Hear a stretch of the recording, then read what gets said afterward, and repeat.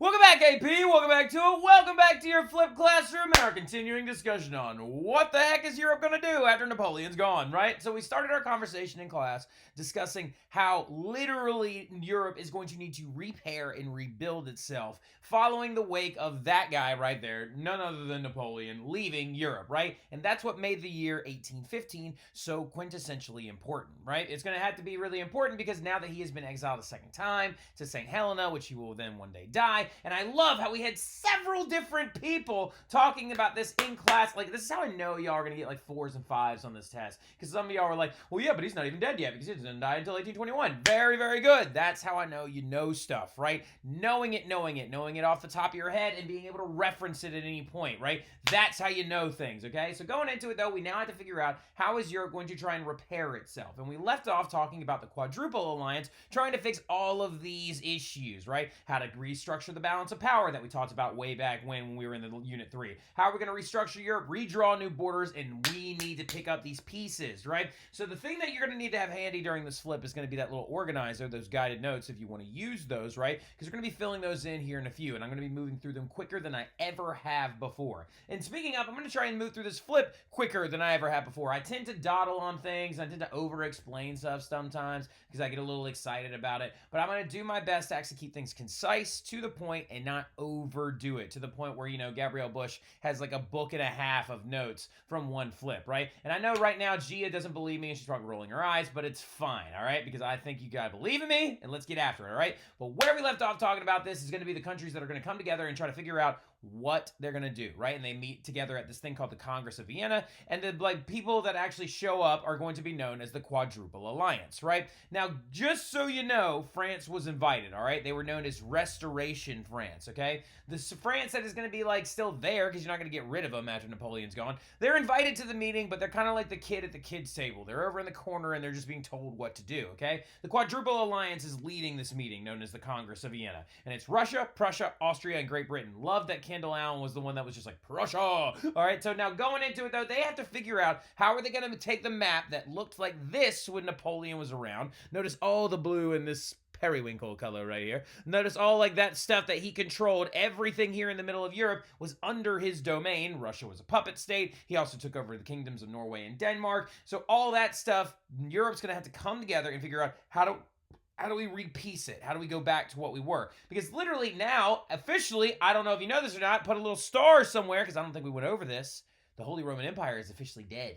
So yeah, the Holy Roman Empire dies when Napoleon takes it over, okay? In 1806, he takes over the Holy Roman Empire, and it is no more, all right? And so they had to figure out, well, what do we do? Are we going to bring the Holy Roman Empire back? No, they choose to create this thing called the German Confederation, right out here in the middle, right? They basically draw some like loose Holy Roman Empire lines, and they now have to figure out how do they put all these things back together. Now, we will notice really quickly that 4 different empires or 4 different groups are going to come out of this as being very strong and powerful. As you can see, Prussia is going to be even bigger and more powerful than they were. Russia is going to be super large, and the Austrians are going to be really big. And France is going to need to shut up and stay over there, all right? So like, now look, they have to figure all this stuff out, and it's going to be highly difficult. Now, the biggest question that a lot of these people are asking each other, the Quadruple Alliance is asking each other, is how do we deal with France? What do we do here, okay? Well, the thing about it is the Quadruple Alliance was actually surprisingly lenient with France, all right? They didn't decide to punish them directly due to the fact that they thought that in the wake of a revolution, it might just lead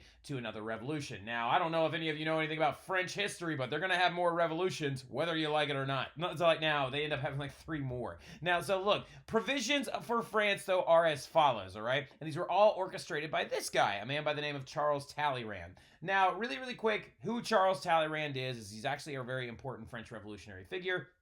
He was there like the entire time. Like, this very interesting guy was kind of like in the background. He was formerly a bishop. He used to work for the Catholic Church. He then resigns and then also becomes a refractory or a swearing priest at one point. And he actually goes along with the ideas of the new nation, and he participates directly in the French Revolution. He is one of the largest orchestrators of the National Assembly. He leads a lot of huge meetings, passes a significant amount of laws, and even helped write the Declaration of the Rights of Man. Now, Charles Talleyrand, though, ends up in England when the Reign of Terror breaks out, and he's able to to avoid dying. Charles Talleyrand is this interesting, like, chameleon, or puppet master, if you will. He was there the entire time in the background, and also, he was Napoleon's chief advisor, until him and Napoleon had a huge falling out when Napoleon yelled at him because he thought he was actually doing too much and exerting too much control over him, right? So Charles Talleyrand, an important figure, has been there this entire time, right? He also walks with a limp because he's got a bum leg, but we'll talk about that a little bit later on. So this dude is going to organize the following provisions for France, right? They're going to end up having the boundaries or the new borders of 1792, which are actually surprisingly a little bit larger than the 1789 ones. The 1792 borders are going to be the ones that they gained from a few victories in their first war of the coalition against Austria, Prussia, and the Netherlands, all right? They also are going to be asked to pay no war reparations, which I think is going to be really important that we remember when we get closer to about 100 years from now, when we get to 1918,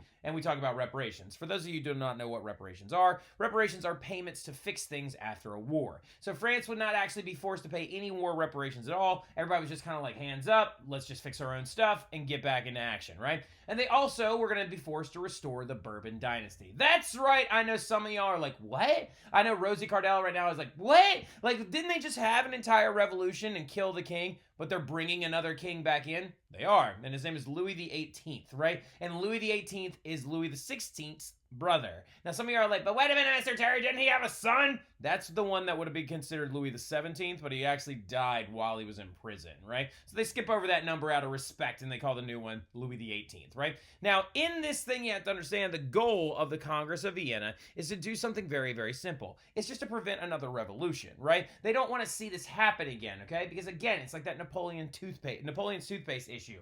All of these ideas are now out there, right? Revolutionary ideas are now beginning to spread, and Enlightenment ideas are now being thrown into action, all right? The goal of the Congress of Vienna is to make sure that this doesn't go down again, right? And how are they going to prevent that? They also want to make sure that France doesn't gain too much power. They're going to achieve this by enlarging some of the countries around France. They give the Netherlands a couple extra provinces. They also give Prussia a lot more land. If you ended up going back to that map like you saw a little bit earlier where they actually re-pieced Europe back together, notice Prussia was given some territory here over in the green, and the Netherlands was given what is now modern-day Belgium to try and just exist as like defensive stalwarts against France if they ever tried to expand again or have another little pesky revolution. And all of these things, okay, all of these things and all these goals, this big conference, this thing that was going to give Prussia a lot of land, Russia a lot of land, and especially Austria a lot of land, were all achieved by one particular figure, right? Charles Talleyrand was there, and he did negotiate for France, and Charles Talleyrand is an important figure, and he's going to be a very important figure as we keep going. But the thing that you have to understand is there's this guy, right? Like, there's this dude that's going to be very important in time period 3. Time period 3 ranges from 1815 to 1914 and discusses the fallout of Napoleon and basically the 1800s in Europe, which are starkingly boring sometimes, all right? But I'm going to do my best to make them fun. We're going to talk about the match girl strike and all this other cool stuff. So, like, now look, going into it, though, you have to understand the guy that achieves all this stuff is this dude that's known as basically the conservative Superman, right? He is Prince Clemens von Metternich, right? This dude doesn't seem like he's going to be all that important, but I promise you he is. Prince Clemens von Metternich is an Austrian prince, all right? And when I say prince, I mean prince like of the Holy Roman Empire princes. The same German princes that kept Martin Luther safe. That type of prince, right? Now, the thing you have to understand, though, Prince Clemens von Metternich of Austria, who would have been Catholic, funny enough, actually very strong political figure who ushers in this period of time from 1815 to 1848 that is known as the Age of Metternich, right? Now, so what you have to understand is that after the Congress of Vienna, from 1815 to 1848, I want you to write this down, there were no wars in Europe, right?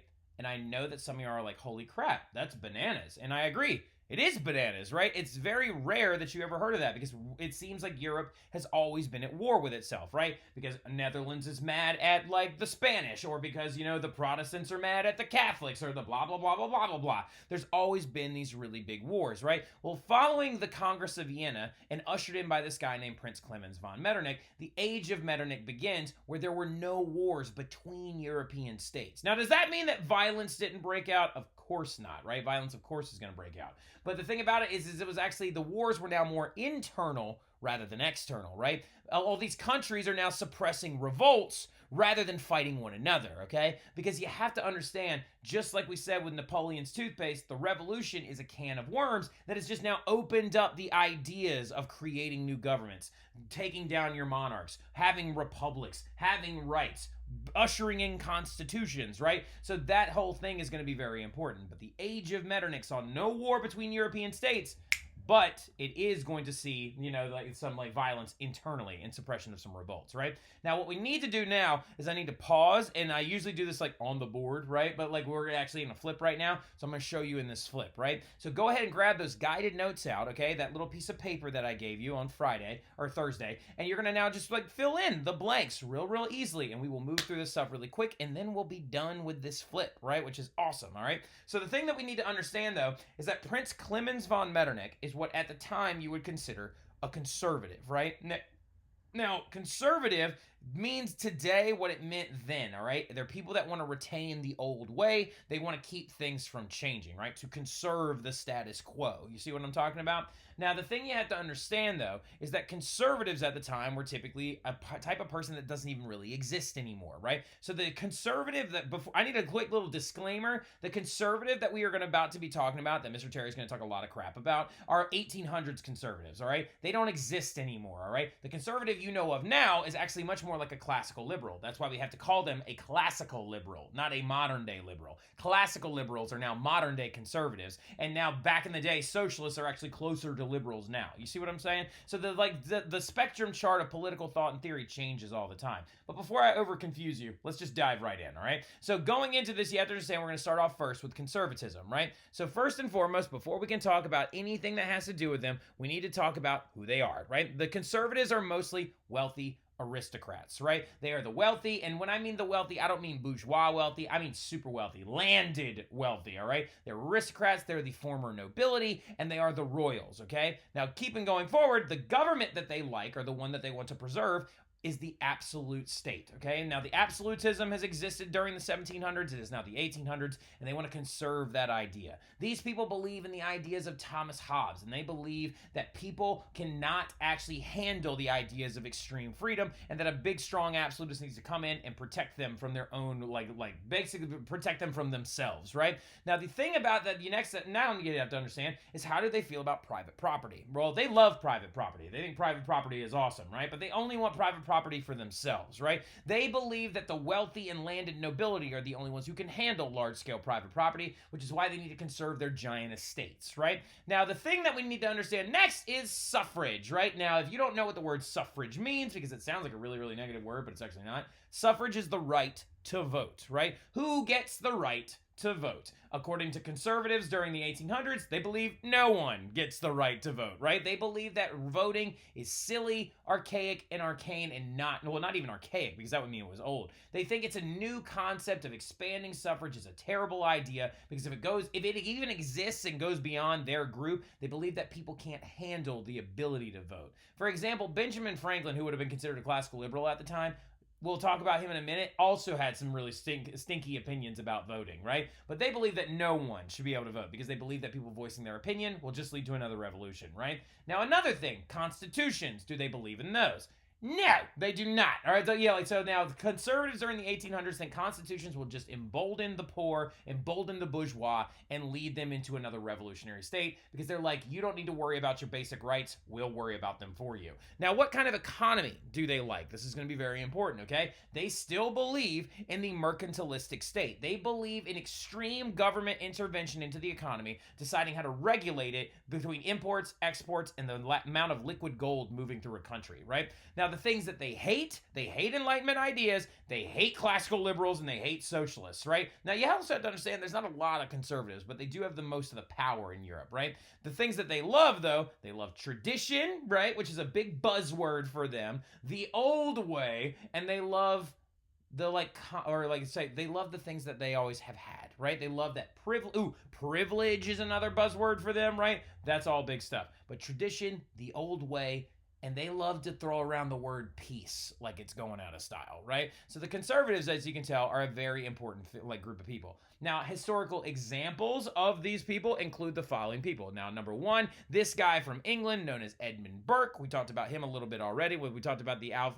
fallout of the French Revolution. And then we, of course, got this guy, Clemens von Metternich, right? They're great examples of conservatives that looked at the French Revolution and thought it was the worst thing that could have happened. And they also believed that it was a perfect example of why revolutions are bad because it led to the reign of terror, right? It's kind of like modern day politics. They're going to use that example to try and justify their point. You see what I'm saying? Some of y'all know what I'm talking about. I'm sure Riley is going like, yep, I get it. No, so, yeah, now look. So going into the next one, you have to understand we're talking about classical liberals next, right? Classical liberals are also very, very important, and we've seen a couple of them already. Now, who are they? They are the middle class, also known as the bourgeois, right? They are the middle class that actually is getting very, very strong and growing very quickly due to the growth of like Atlantic trade economies, and then also due to the growth of the Industrial Revolution that's going on in Britain and is about to explode in the continent around the 1800s, okay? So keep that in the back of your mind. They also, the governments they love a constitutional monarchy, all right? So now constitutional monarchies are the ones that they have had in England. Now, if you really, really want a great example of a classical liberal state, England was the one that was like hundreds of years ahead of everybody else in the continent, right? They have had a classical liberal state for a long, long time, right? Going all the way back to the 1500s, they've had one, right? They believe in the ideas of a constitution outlining the basic rights of people in their country. They also believe in democratic republics, right? The essence of a democratic republic is what the Americans have, right? America, at the time when they started their country, they would have been considered a very classical liberal country as well, because they used the elements of democracy and voting inside of a republic, which is ruled by the people, right? So merging those two things together, okay? Or voting for your representatives. Private property, this one's an interesting one, right? They believe in private property being one of the best things ever. They look back to John Locke, and John Locke said life, liberty, property, right? And they believe that property should go to anyone who has the means to afford it, okay? Now, this is interesting. Now, you can see where we're seeing some division right here, okay? Because the middle class believes that since they have the money, they equate that to their work, and that's why they believe that they deserve private property while others do not, because they are starting to usher in this idea of work, hard work and like Protestant work ethic, right? So going into it, the next one, they have to understand how they view suffrage. Now, this is where that interesting little Ben Franklinism comes in, right? Benjamin Franklin said that allowing everyone to vote is like allowing a bunch of sheep to decide what wolf will eat them, right? So basically, the way that classical liberals view this is they don't think everyone should vote, all right? They basically just think the middle class and upper class could vote because they believe that the socialists, okay, or the lower classes will vote with two things, or they only vote with one thing: their stomachs, right? Like, so the classical liberals used to love to throw that out there. They'd be like, oh, they don't vote with their heart or their head, they vote with their stomach, right? And they can easily be swayed, and they can easily be persuaded to go in a bad direction, all right? See what I'm saying? So they believe in limited suffrage. Not everybody, just some people, okay? The constitutions, they love them. They love constitutions, right? They think that they're great because it outlines their basic rights and it sets up their government. They believe in a free market economy, which is, of course, a free market capitalistic economy, where businesses will prosper and die depending on how successful they are, right?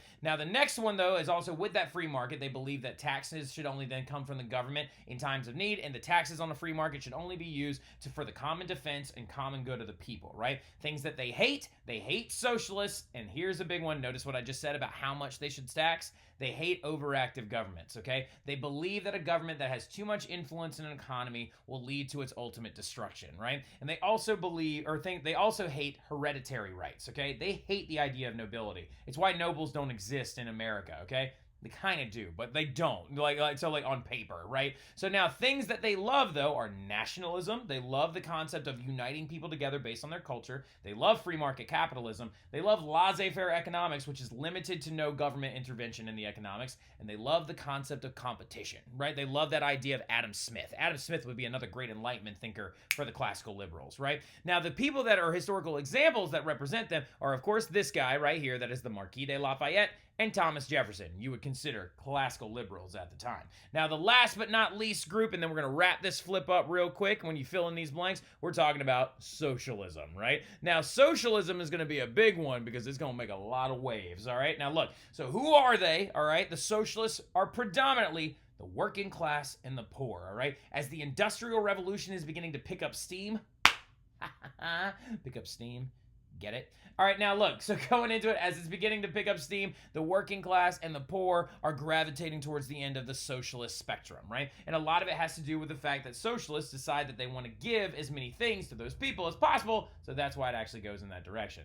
Now, the government that they like a direct republic and an active government, right? So the thing that you have to understand is, just like the conservatives, ironically enough, the socialists believe in a government that actually should be directly active in the lives of the people to regulate things and make sure that no one is getting more or having a better hand dealt to them than anybody else, right? So the other thing that you have to understand, though, too, is when you look at their ideas on private property, they hate it. So yeah, like the socialists believe that private property is like a drug, that it contaminates the minds of people, and that it basically is like taking away from what should be a shared collective, right? They believe that factory owners should only own a certain percent of the factory, while the rest of the factory should be shared amongst its workers, right? They believe that private property is a dangerous thing, kind of like I said, like a drug, if you will, right? Suffrage, they believe in universal suffrage. They think everyone should vote regardless of your class, unless you're a woman. Now, like, so this is a really, really interesting thing about socialists. They actually still didn't believe in female suffrage early on, even though they were so, like, proactive when it actually came to, like, everything else, which I also find kind of humorous. Now, constitutions, though, they like them. I notice I didn't say they love them. They like them, right? Like, they like them. They believe it's good. They believe it deposes monarchs and it outlines your basic rights. But to socialists, constitutions are a thing that are meant to set up a strong government. The strong government is the thing that they like more, though, right? Now, the economy that they believed in not a mercantile economy, not a capitalistic free market economy. They believe in what's called a planned economy, right? A planned economy is basically price setting on certain goods, right? They believe that, for example, bread should be a certain price so that all poor people can afford it, and it should not be allowed to be through the whims of competition and supply and demand, because it will negatively affect the poorer working populations, right? Now, the things that they hate the concept of individualism. For those of you who don't know what individualism is the idea of kill or be killed, dog eat dog, me versus you. They don't like that, right? They don't like the idea of me going out and starting my own business and stuff like that, because they believe that that is you being pitted against your fellow workers, right? They also hate free markets because they believe that it is going to lead to certain commodities that are necessary for people to live fluctuating in price all the time. They do not like capitalism, and they don't like anything anti-worker, right? But the things that they do love is they love the direct intervention of government. They also love popular uprisings, right? They love a good revolution, right? They love a good protest. They love a good union organization, and we'll talk about those a little bit later on. And people that you can actually point to during the 1800s that would be popular socialists at the time, or great examples of them, are this guy that we talked about after the French Revolution named Henri de Saint-Simon, and then another big one is this guy, who will actually probably be the most important socialist, because he will be one that eventually that points to the socialists and says, you haven't gone far enough, right? And he becomes your first communist. That guy right there is none other than Karl Marx, right? Karl space Marx. He's going to be very important later on. We're going to cut that flip right there. Y'all have a great rest of your weekend. I hope you enjoyed it. I'll see y'all soon. Y'all have a good one.